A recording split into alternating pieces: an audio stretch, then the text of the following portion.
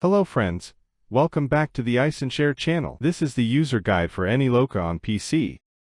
AnyLoca is the reliable and powerful iPhone location chainer on Windows and Mac systems that can be utilized in a wide range of applications, such as mobile games and social apps. In today's video, I will show you how to change the location on iPhone.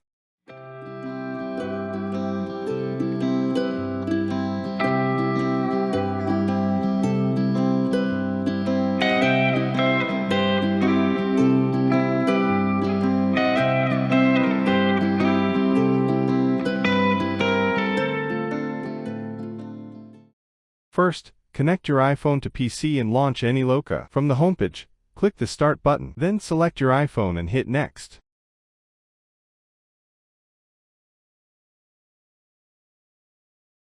Next, we need to turn on developer mode.